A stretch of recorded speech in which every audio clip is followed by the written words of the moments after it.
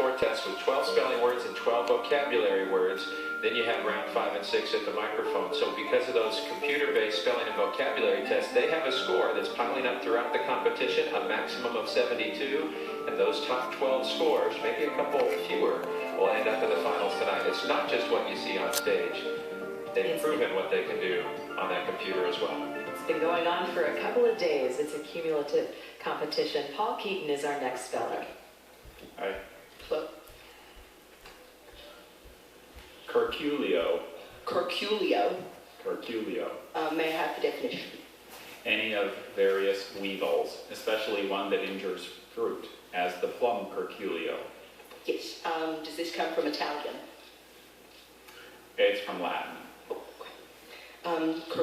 Curculio.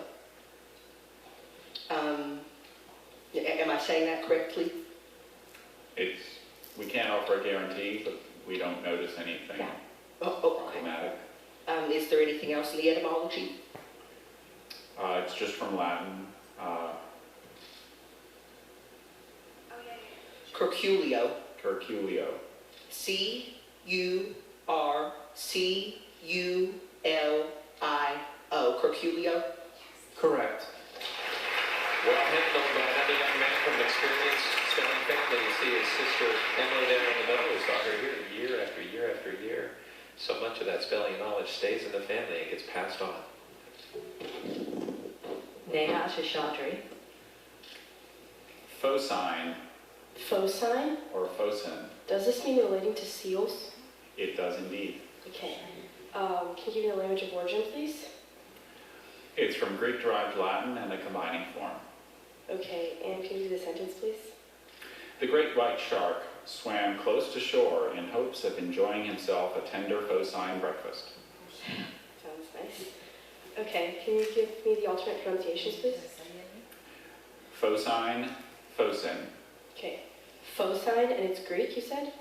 Greek-derived Latin. Okay. Phocine. Phocine. P-H-O-C-I-N-E.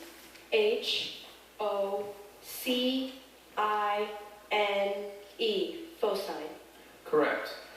You say, why is she asking all those questions? She knew it right off the bat. She told him what the definition was, but it's just a fail-safe. It's like when you leave the house and you go in to make sure, Chris, maybe your curling iron, you left it plugged in, right? You make sure you unplug it. That's what Neha was doing there. Double check. You know, throughout the competition, you can find our enhanced play-along version of this bee on ESPN3. And it displays all the information a speller can ask. Ananke. Ananke. Can I get the language of origin? Greek. Ananke or Ananke. Ananke. Can I get a definition? Ananke is a personification of compelling necessity or ultimate fate to which even the gods must yield. Ananke, Ananke. Ananke. Can you use it in a sentence? The ancient Greek philosopher Empedocles writes of a conflict between love and Ananke as if both were persons. And you'll notice on our play-along version, we hold the word back for quite a while. Ananke. Gotta make it work. A-N-A-N-C-H-I. Ananke. Ananke is spelled A-N-A-N-K-E. Really difficult one if you haven't seen it before. He threw a CH because he heard Greek, and a lot of times you'll see a CH in a Greek word. Just one you would have had to have studied, but a great showing by Mark, and maybe we'll see him back here next year.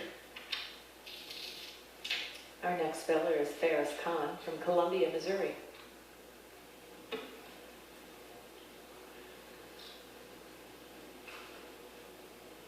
Psoriasis. This means sunstroke. Psoriasis. Psoriasis? Psoriasis. Are there any alternate pronunciations? Just psoriasis. May I have the no, never mind. Sunstroke. Yeah. Can I have the etymology, please? It's from Greek-derived Latin. Psoriasis? Psoriasis. Psoriasis. Is part of speech, please? Noun. Psoriasis. Psoriasis. Can I have the definition one more time? Sunstroke. Psoriasis? Psoriasis. Psoriasis. Psoriasis. Psoriasis. This psoriasis is Siriasis. And I'm sure you know there is a word exactly how he spelled it, psoriasis. That's something completely different from this word, and the pronouncer, Dr. Bailey, made that clear from the get-go. If the word's defined and they warn you that it has a similarly sounded word, then you're stuck with spelling that word that was defined. Aye, Gokul. Colloque. This means to engage in conversation. Colloque. Language of origin, please. Latin. Does this come from the Latin root com, meaning with? Yes, Does this come from the Latin root loqua, meaning talk? you're on the right track, yes. Are there any alternate pronunciations? Just colloque. Colloque. Shouldn't be a problem for Gokul. Language of origin, one more time. Colloque is from Latin. Colloque. Colloque. Colloque. Correct. The word colloquial is much more commonly used than colloque, but Gokul recognized those roots, and it's a pretty easy one for him.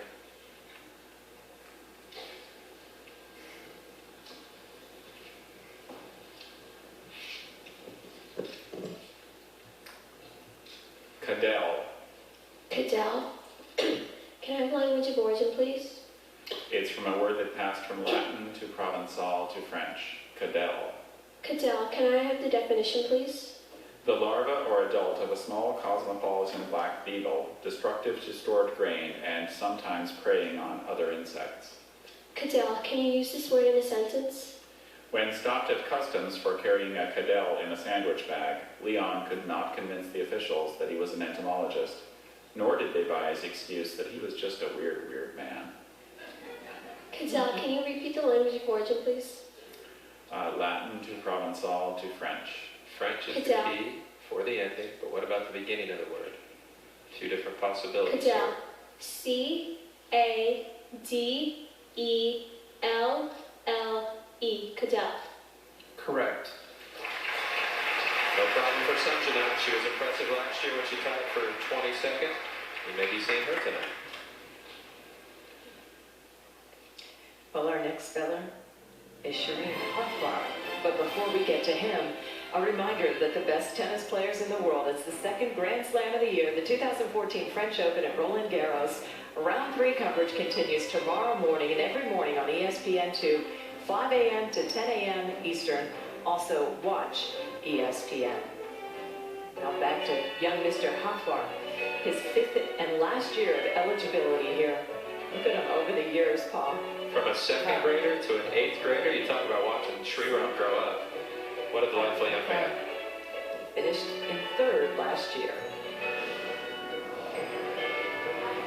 Following is based on a true feeling.